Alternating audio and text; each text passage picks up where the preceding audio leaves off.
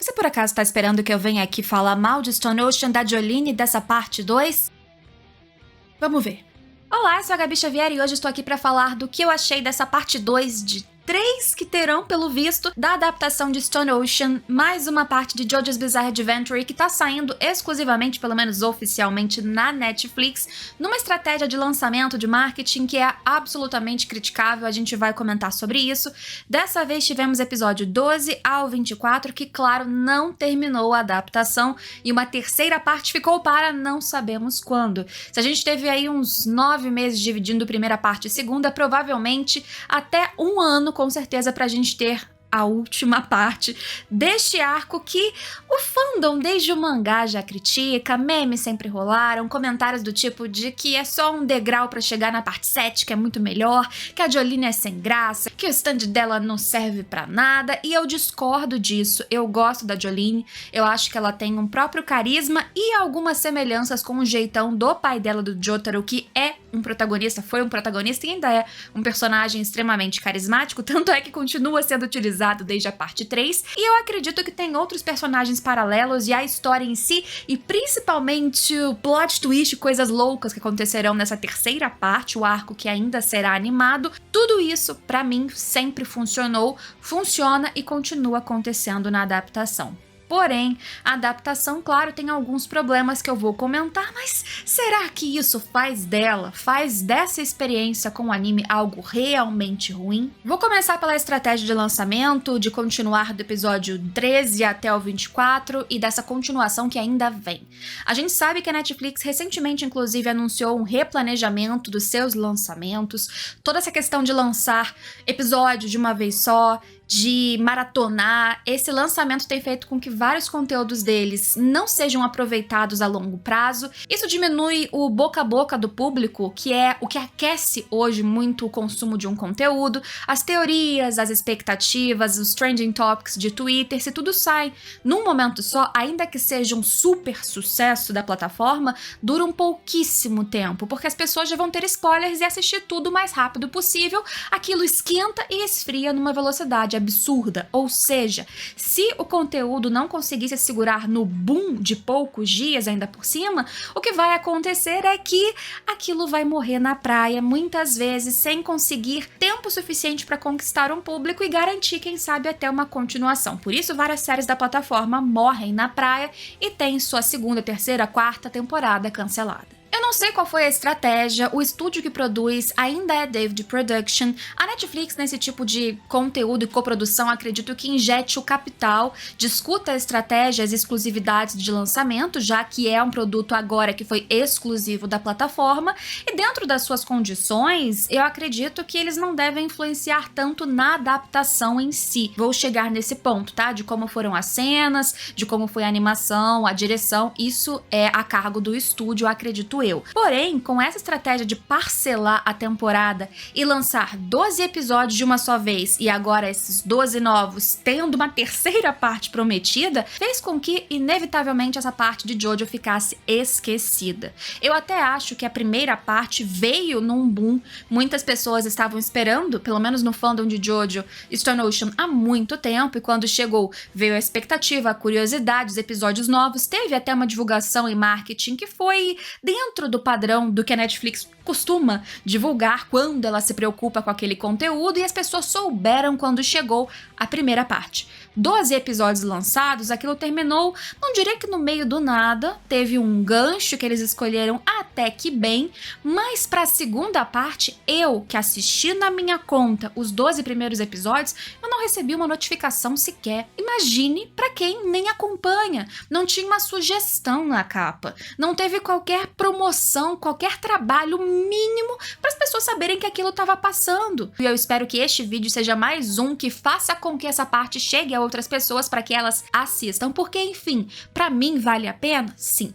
Pra mim vale a pena. Dito isso, sobre trama em si, eu acho que começar do nada foi um pouquinho abrupto. Mesmo eu que já sabia o que tinha acontecido com a história e tinha uma memória relativamente recente até, o que é meio confuso quando eu assisto muitas coisas ao mesmo tempo, me deu a impressão de que a gente tava caindo no nada. Ok, acho que essa sensação veio pra mim porque era uma história que originalmente não deveria ser picotada da forma que foi, mas caindo neste momento, o que a gente teve nesses 2 episódios, no geral, foi, primeiro, o problema da Jolene, de ter perdido grande parte do que formava o seu pai, num vínculo, uma reconexão que ela começou a ter naquele breve momento e reencontro com ele, e a incapacidade dela de conseguir protegê-lo, de ter perdido suas memórias, sua essência, e ele estar talvez prestes a morrer por causa disso. Fora a eminência de ter um inimigo ali dentro de onde ela estava na prisão, não saber quem era o usuário desse stand e como ela precisava lidar com todas essas questões, recobrar os CDs, sem que ela fosse pega por esses inimigos que não paravam de chegar, outros capangas e tudo mais. Achei interessante sim a estratégia de adaptação que foi feita, que foi iniciar o episódio com ela um pouquinho mais à frente, um fast forward, mostrando ela na ala de segurança máxima, não lembro qual o termo que eles usou na história, mas enfim, a ala da galera pesadona, e depois voltar pra gente entender como ela foi parar naquele local. Eu acho que é uma estratégia de roteiro que não fica confusa, porque a gente vê isso em várias séries, vários filmes, já é bem conhecida do público em geral, porém gera uma expectativa interessante para quem volta a assistir agora, porque você já vê que, opa, deu algum problema, me interessei, quero saber o que aconteceu para ela chegar nesse ponto. E a forma como chega até este presente, eu acho que é bem suficiente, bem satisfatória e fluida. Tiveram algumas questões de adaptação que eu acho que foram interessantes também, que foram o preenchimento, foi o imaginário animado ou algumas cenas que mostram coisas que no mangá são apenas ditas, ou seja, teve um trabalho de adaptação e de transformar aquela experiência das páginas, e isso pra mim é sempre muito positivo. Tiveram algumas coisas que foram muito fiéis na animação e que talvez pra quem não leu possa passar um pouco de estranhamento, que é, por exemplo, em alguns planos dentro da prisão, que a gente tem a escolha dos personagens principais aparecerem e no fundo ter algumas coisas em cinza, num flat mesmo, a cor chapada, porque a minha impressão, que já era assim no mangá, é bom dizer, é que no mangá o Araki quis propositalmente deixar assim, não porque ele tava com preguiça de desenhar, nunca é à toa. Na verdade, aquilo ali é um hiperfoco proposital, com certeza, à cena e aos personagens que estão ali na frente. Então, se eles mantiveram, não é por uma preguiça de criar, desenhar, criar figurantes ali pra trás. É porque isso era algo, a arte, gente, o Araki é alguém extremamente talentoso, preciosista, incrível. Tanto é que há materiais extras só sobre a arte dele, exibida em museus, inclusive, porque ele é bom no que ele faz. Então, se ele fez essa escolha, eu acredito e eu sempre interpretei que isso tinha uma função, um uso, que talvez você interprete de forma diferente da minha, inclusive, pode comentar aqui. Porém, eles mantendo isso no anime me lembrou a sensação que eu tive ao ler e eu fiquei feliz.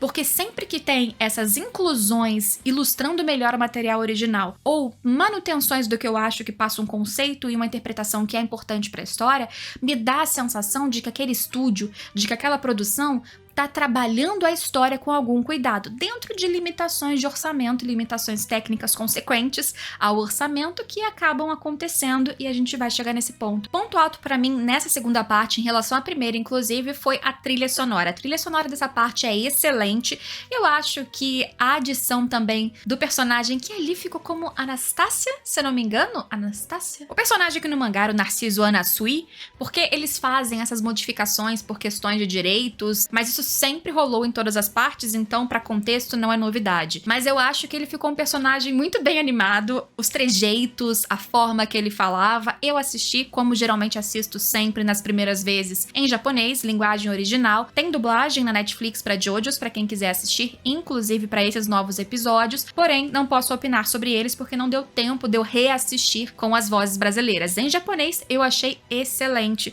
É um personagem que ele parece e é apresentado pelo Empório como um super vilão, ou pelo menos alguém com problemas bem complicados de desmontar pessoas, inclusive namoradas que traem, mas ele tem um amor platônico louco pela Jolene que ela vai ignorando durante todo o momento, porque a prioridade dela não é essa, mas com esse jeito meio blasé, misterioso, esquisito e galanteador dele, eu acho que ele faz uma adição muito boa, e isso porque eu gosto bastante do Weather, que só aparece no finalzinho, no pedacinho final dessa segunda parte. FF tem uma participação excelente nessa segunda parte também, numa despedida bem emblemática, fofa, que me emocionou. Eu sempre fico triste quando os meus personagens favoritos de JoJo's vão embora, mas isso sempre acontece em todas as partes, e desde o início, então eu tô meio que acostumada.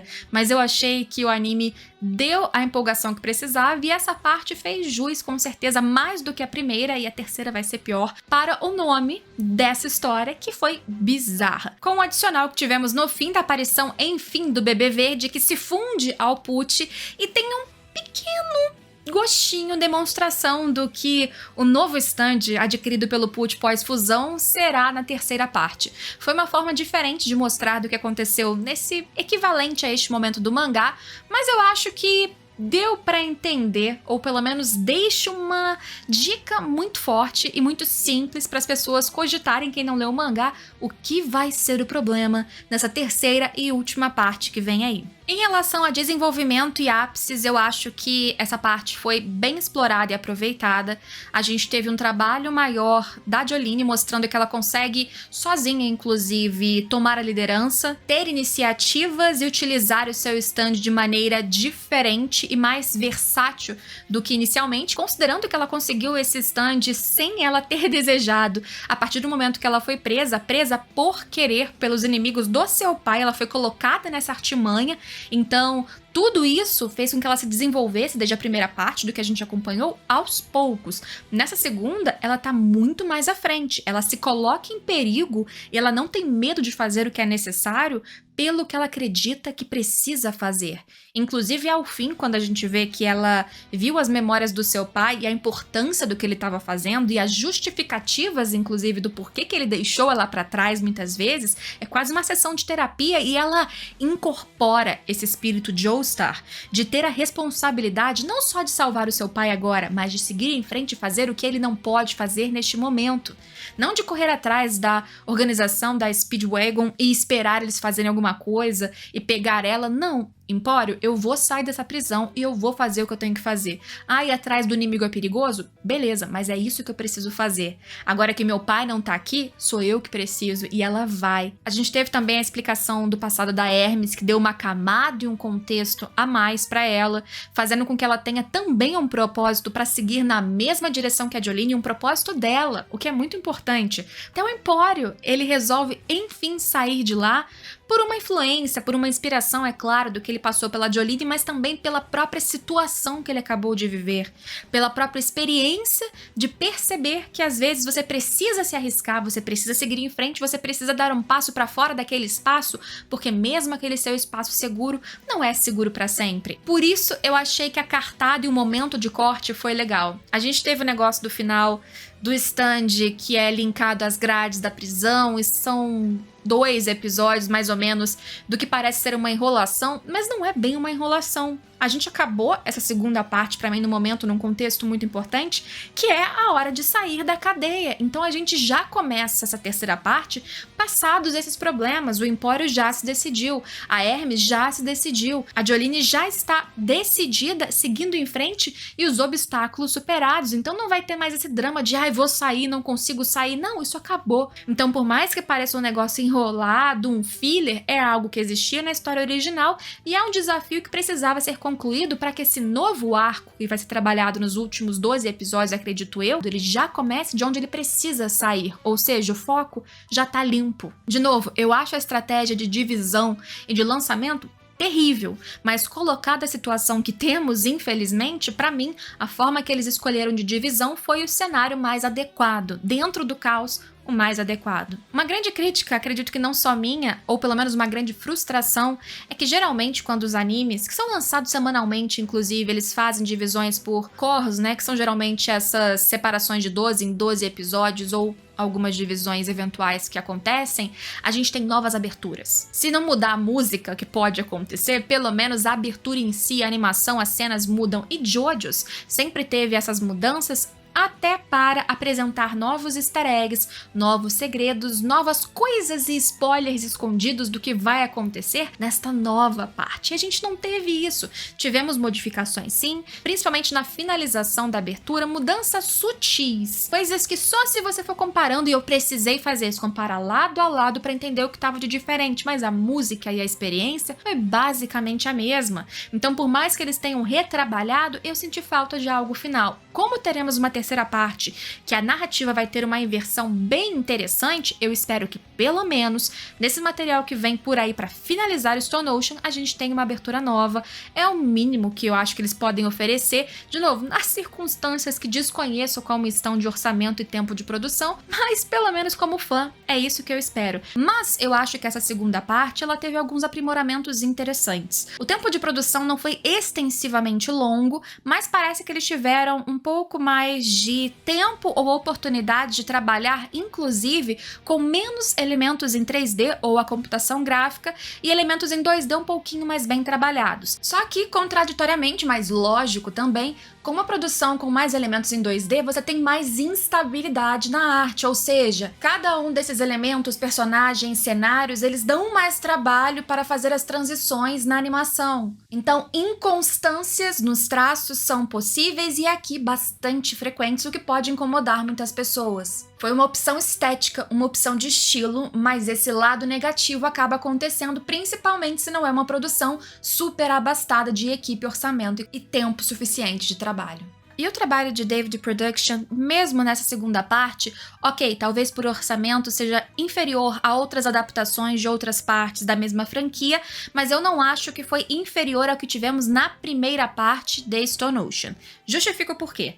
Primeiro, que essa questão dos elementos em computação gráfica, eu acho que eles foram mais dosados e, portanto, o design em si está muito bem utilizado. Os designs, que são o quê? Os gráficos, que a gente pode dizer em linhas gerais, o que você tem de contorno de personagens e cenários, é tudo muito coerente com o material original e a própria arte do Araki, que é sensacional. As cores são muito bonitas, as paletas são muito bem feitas e eu acho que toda a aura que eu esperaria para Stone Ocean em relação à arte e a design tá ali. A animação em si, que é quando a gente fala da movimentação desses quadros, ela não é sensacional. Existem alguns momentos que a gente vê talvez um pouco dos frames travados, ou seja, uma falta de fluidez, porém eu acredito que é uma animação mediana. Em relação à primeira parte, eu acredito que aqui nós temos alguns momentos de lutas que são bem mais interessantes, que são emocionantes, e eu acho que essa segunda parte, ela tem uma vantagem que ela é um grande fôlego acelerado do início até quase o fim. A gente tem os 2 episódios finais que são